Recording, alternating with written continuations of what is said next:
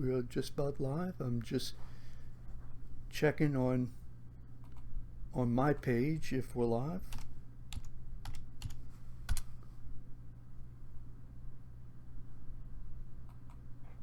Okay, we are live.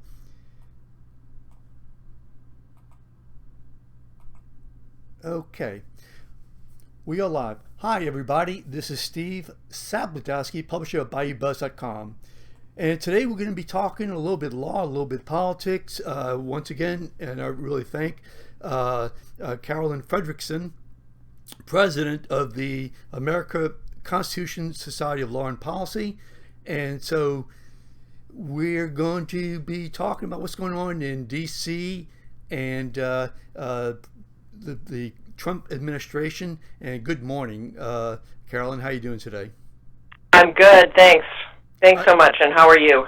We're doing fine. Thank you so much. I really appreciate you taking your time again. And so we're just going to try to find out what's going on with the special counsel issue. That's really what the issue is, special counsel. So if you could just sort of give us some update in terms of what the special counsel is and how does that compare to the independent counsel, so we can get just some kind of, I guess, some information about that. Sure. A lot of people are confused about it. I know that I am.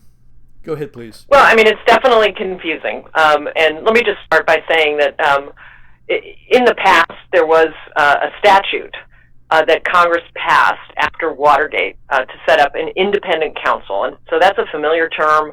What happened, though, was I think that Congress found that the powers of the independent counsel were too vast, and the independent counsel in those cases was appointed by and overseen by 3 judges. So people might remember the name Ken Starr, sure, who was involved. Yeah. Yeah. During the Clinton years, and there were other independent counsels, and it seemed that the statute was maybe overbroad, and so it was allowed to expire. So that's no longer available, and what is available is what is termed a special counsel, and the special counsel doesn't have nearly as broad an authority or independence as the independent counsel. Somebody who is appointed by the Attorney General or the Deputy Attorney General, in this case, Rob Rosenstein, and is somewhat out of the chain of command of the Department of Justice, but not entirely. And so in this case, Rod Rosenstein appointed Bob Mueller, who had been the head of the FBI before Jim Comey, a widely respected law enforcement agent who is to come in, and because of the allegations that Jeff Sessions, the Attorney General, misled Congress about his relationship with the Russians and his role on the campaign, it didn't seem like he could be the appropriate person to engage in any kind of investigation of the relationships between the campaign, Donald Trump's campaign, and the Russian government or Russian intelligence. And so that's how we ended up with Bob Mueller being appointed. I think he was generally applauded by both Republicans and Democrats for being somebody who doesn't come out of an elected or partisan background, but really comes out of a law enforcement background, and is somebody who's seen as pretty much a straight-up person who should just follow the evidence where it takes him, and hopefully give us some clarity about whether or not the Russians influenced our elections, or whether they tried to, whether they did it in collaboration or with the cooperation of now President Trump or his advisors. So lots of big questions that we need somebody who is impartial and fair to get to the bottom of. Yeah, somebody impartial and fair. So, what I really wonder about is whether or not it's going to be perceived, the whole process, is it being perceived as being impartial and fair? I know that there are those people who are very strong Trump supporters who are saying that everything that's coming out so far in the media is just fake news. And well, yeah.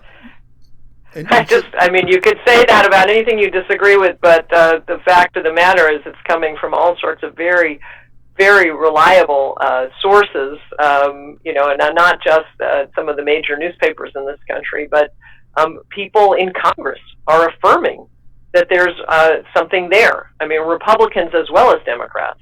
And you have heads of the national security agencies who have similarly said, we have a problem here, and we have to get to the bottom of it.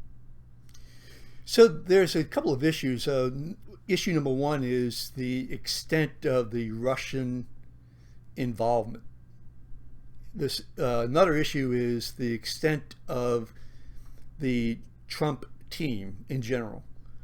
Another issue is the extent of candidate Trump personally. And then there's another issue that has evolved in the last couple of weeks, and that's the possible obstruction of justice. Right. Well, yeah, I mean, they're all so closely related. That I think they may be separate charges if there was in fact any violation of the law, but ultimately they're all very closely tied. The obstruction is being alleged, the potential obstruction from the president's effort or alleged effort to get the FBI to back off on an investigation of Michael Flynn, who was the national security advisor, who is under investigation for having lied to federal investigators about his relationships with Russia for his security background. But apparently, and this is the latest story, that the president also tried to get the other intelligence leaders, besides the FBI, but also the director of national intelligence and others, and the CIA, to also to go out and try and put a lid on the investigation. All, if true, all very, very inappropriate behavior for a president to try and shut down through intimidation investigation into somebody very close to him. So let's assume the truth of the allegations for a second. Okay, so the allegations are, and again, these are just allegations, but assuming the truth, that is that Donald Trump basically told Comey, or at least asked Comey or whatever, somewhere in the middle, hey, can we do something about this investigation? Can we stop it? And let's assume that, and we know that there was allegations before about Priebus actually being involved, asking the heads of the committee to pause it or to curtail it or to say at least that there's nothing going on, there's nothing untoward. I think that's pretty much what the allegation was. And lately, like you said yesterday, some other allegations being made relative to the NSI and others. So assuming the truth of those allegations, the argument is, well, is that improper and is that unlawful? Well, so that's, this is the issue, and I have to say I've never been a prosecutor, and so I don't want to say this is my greatest area of expertise, but one of the complicating factors, I think, in proving obstruction is that there's an issue of state of mind, and the interest in having in affecting an investigation corruptly is the language, meaning knowingly trying to stop an investigation. So, if President Trump was just, using his usual kind of over-the-top language, because he likes Michael Flynn, but wasn't really thinking that he was trying to shut down an investigation. There are elements of this that that the investigation is going to have to get into, and that we still don't know whether this really was obstruction, because, as I said, part of it depends on the president's state of mind. What was he trying to accomplish? And that can only be found out through ongoing investigations. But I think think we talked about this the last time I was on, but one of the really important elements that we need to keep our eyes on is that underlying all this is strong evidence that was corroborated by all of our national intelligence agencies that the Russian government tried to interfere and influence the U.S. election. That is earth-shattering, frightening, terrible threat to our democracy that happened. And so, really what has to be investigated here is what kind of relationship this president and his campaign had with the Russians, and what kind of assistance did they possibly give, or what kind of assistance did they request in this effort to affect our elections. That's what this is all about. Obstruction of justice is it's sort of like Watergate, right? I mean, the thing that eventually brought the President Nixon down was his effort to cover up, and so sometimes that's what the main legal issue will be. But I think we have to consider that our democracy is vulnerable, that our enemies are going to try and influence it, and we really need to figure out how to prevent that from ever happening again. I don't think that President Trump has really admitted that the Russians were involved. I mean, I think he was forced to acknowledge that there was something going on, and I think he said that he thinks it's the Russians, but he's not firmly stating, hey, the Russians were involved in this. Oh no, that's true, but that makes him stand against all of our national intelligence agencies, as well as the intelligence agencies of many of our largest allies, who have themselves corroborated the Russian efforts to influence our election. There's really no doubt about it. Where there's doubt is whether or not there was any involvement of the Trump campaign, how they interacted, whether there was a role that they played, and that's why there's an investigation that includes the Trump personnel, as opposed to simply looking at what the Russian intelligence agencies did and tried to do by hacking into the DNC, by working with WikiLeaks potentially, by using bots and other technology or internet-based attack efforts to disrupt our election. And then, there were also there was some allegation that they were trying to figure out whether they could hack into the actual election systems themselves that count the votes. So this is all, very, very alarming, and something that, we need to get a handle on, that we need to understand, because, technology continues to evolve. And as we become more dependent, and all of our systems, including our electoral systems, are dependent on new technologies, we have to understand how to protect ourselves. And this is the critical issue. I'm just noting that the former CIA director, John Brennan, has said, this is related to what we're talking about, Russia brazenly interfered in our 2016 presidential election process. So he's the former CIA director. That's what he just testified. But the president has never acknowledged that. And it's just amazing, that that's the case. Let's just talk about the issue of the corruption. Again, assuming the allegation that I brought up before, that there has been some interference with the process.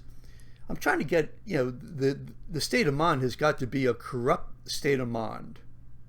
And I'm just trying to understand what could be a corrupt state of mind. In other words, if the president, I think that there's definitely some kind of interference going on.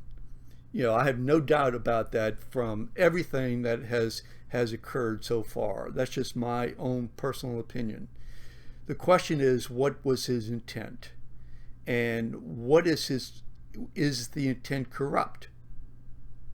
So from my question is, if he's doing this for the good of the country versus protecting himself, then I think that's the distinction. For me, that's the distinction. Right. Well, I think that may be true for a lot of the ways that people think about it, but it's a legal issue, and so under the law of obstruction of justice, it's going to be whether he was actually consciously trying to intimidate or shut down the investigation, as opposed to just blustering about how he thought the Russians have nothing to do with it, or whatever. But there's a sort of a whole process, legal inquiry, and some of it's got to be an effort to uncover the evidence, and so that's something that's going to have to go on. So that, and I also think your listeners should think a little bit about that the special counsel is only one piece of this. Mm-hmm. Bob Mueller is going to be looking at whether there were crimes committed, whether for example, obstruction of justice, but also inappropriate relationships with the Russians, lying to federal investigators, perjury, and so forth. Congress has a role here, and many people, members of Congress as well as others, have been calling for a congressional inquiry as well. There are investigations going on in the committees, the existing committees, but there is a call for a congressionally appointed commission, like the one that was appointed after 9/11, to really investigate whether our systems are too fragile. And so what happened after 9/11 was that there was a recognition that there were signs that were missed because the intelligence agencies weren't cooperating well enough together, that perhaps they needed new powers, that we needed to strengthen certain systems. Well, right now the same thing is true. We have an election system that is very fragile, and we need Congress to appoint a commission to really get into the weeds here to figure out how and where are we vulnerable to attacks, to efforts to disrupt our democracy. And they may also uncover other issues with dealing with the Russian relationship between the Trump administration or the Trump campaign. But there's a separate role there, and there's a really important need that also go forward, that we don't think that Mueller and the special counsel process are going to be adequate, because he's not going to be looking at solutions. He's looking for crimes committed. Mm-hmm. Solutions are going to be found elsewhere, and we really need solutions. Now, his role actually is limited. I mean, is there a question as to whether or not he can actually prepare a report to Congress, or is his role only to make a recommendation to Congress? He can't indict. Am I correct? He can only make a recommendation that there be, say, impeachment proceedings, or well, so there are a couple of different. So there's he will have prosecutorial powers, but I think you need to separate impeachment from that. Doesn't happen through a special counsel. That's a solely congressional effort, and so Bob Mueller may identify crimes that have been committed and want to move forward on a prosecution. Now, if it's the president himself, that's a whole separate issue. Right now, we're talking most likely about Michael Flynn, Paul Manafort, Roger Stone, perhaps others who are being closely looked at. There is also apparently a person of interest in the White House. Right. The president himself, there's disagreement. Some argue, some conservative Justice Department people would argue that the president himself can't be indicted while he's in office, that any criminal prosecution would have to wait. But any process, anything that Bob Mueller finds is fodder for whatever Congress could do. And he will certainly make reports to Congress. If there are also criminal indictments, they will go forward separately. Congress would certainly take those into account if it decides that impeachment is appropriate. But two different procedures, two different sets of rules. And the critical thing about impeachment is that it's not a solely legal issue, right? It's high crimes and misdemeanors, treason, bribery, but what really Congress is looking at is what is the danger to our nation's interests. Does the president pose such a threat? Even if there's not necessarily a crime committed, you could have impeachment. On the other hand, you could have a crime committed, but of the kind that it would be better to wait until the president was out of office to prosecute, and Congress might not impeach in those circumstances. So it's just two separate procedures, two separate sets of issues, and so I think each one will unfold as it does. And I'm not saying there'll be impeachment, but that Congress can and should conduct its own investigations as well as appoint an independent commission.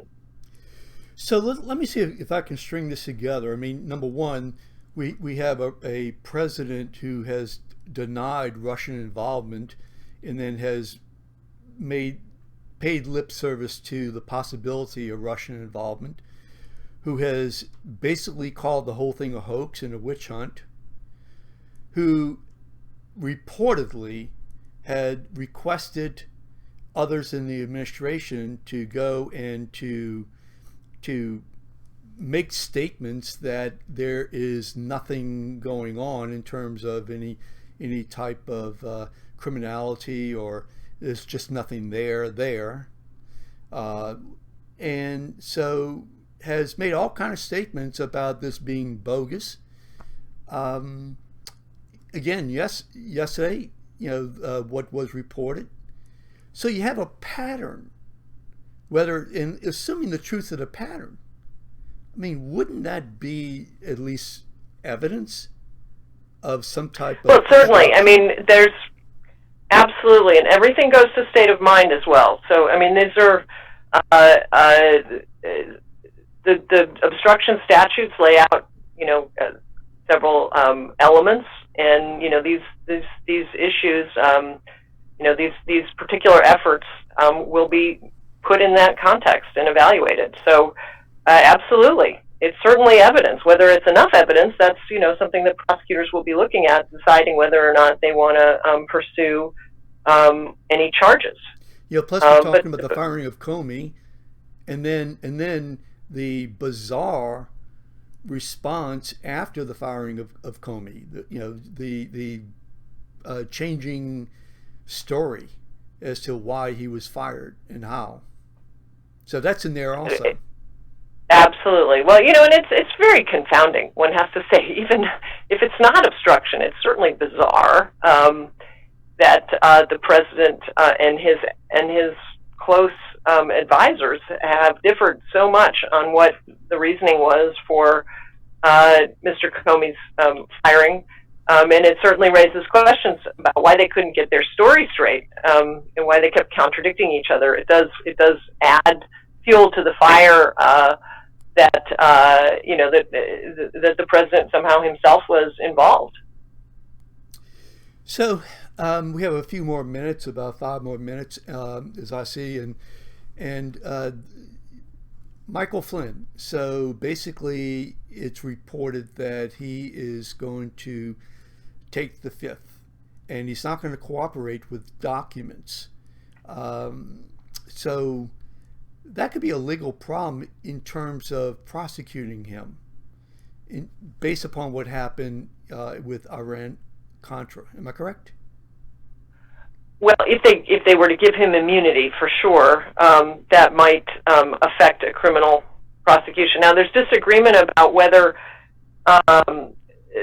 one can cite the fifth in responding to documents, and I won't get into that. But suffice it to say that once you've either they're from third parties, or once you've written down something that's incriminating, it's possible that there's not a Fifth Amendment protection. But I think Congress is going to be very reluctant to grant immunity, especially because there's so much evidence already out there about Michael Flynn and his role that they may not feel like it's worth it, because they know a lot of about him already. There may be other sources. So I think it's going to be, they'll be weighing that, and it's going to depend on what else they could get out of his testimony that they wouldn't otherwise get. And obviously, I'm not privy to Sure. those confidential conversations, so I don't know where they're going. But I can assure you that they'll be I think quite skeptical about granting him immunity without knowing how much more information they'll get from that process. Do you have any information about the person of interest? I don't, except what I've read, like most of your readers, that there's speculation that it's Jared Kushner. Beyond that, I don't know. It's just it's only from the newspaper reporters who are getting a lot of very important information, and have to sort of give a shout out to traditional media at this moment, because some of those reporters have done an incredible job of tracking down these stories. And what we know in part because of the New York Times, the Washington Post, and others. I read something today that the Trump administration is now engaging in an effort to build their war room, Clinton-style war room, to defend themselves. And so I'm wondering, could that create a conflict of interest in many regard? Because who would the representative or attorney be representing? Assuming everything's going to have to go through some attorney, I would assume. But each one of these people are going to have attorneys. It's true. Well, it's going to be a mess. That they'll have to sort that out themselves, and I'm not really sure what the answer is. But I do know that apparently the president is himself thinking about bringing in outside counsel, and quite a number of them. So we'll see what that means. Obviously, they feel threatened. I don't know what that reflects, but it certainly doesn't. It certainly means that they're not confident that that Congress is going to back off, or that the special counsel is not going to start finding things. So all I can say is I think that sort of speaks for itself. Ted Olson is one of the names that was mentioned. Do you have any background on him? Well, Ted Olson is he married to Kellyanne? Is that the No. Okay. Ted Olson, worked in the Bush administration, was the Solicitor General. His wife was killed on 9/11. She was on one of Barbara Olson was on one of the plane that went down in Pennsylvania. He's a very serious lawyer. He has an interesting background because he, I believe, argued Bush v. Gore, but he also was involved in the challenging the bans on gay marriage. So he's not necessarily always far to the right, but he's a pretty reliable Republican conservative lawyer. It's sort of he'd be a traditional pick for this kind of work. Well, it's going to be very interesting. I know that you've got to run, and so I really appreciate your being with us again. Carolyn Fredrickson, the President of American Constitution Society of Law and Policy. Thank you once again, and hopefully we can do this again. Absolutely, anytime, and thanks for having me on. Thank you. Take care of yourself. All right, you too. Bye-bye.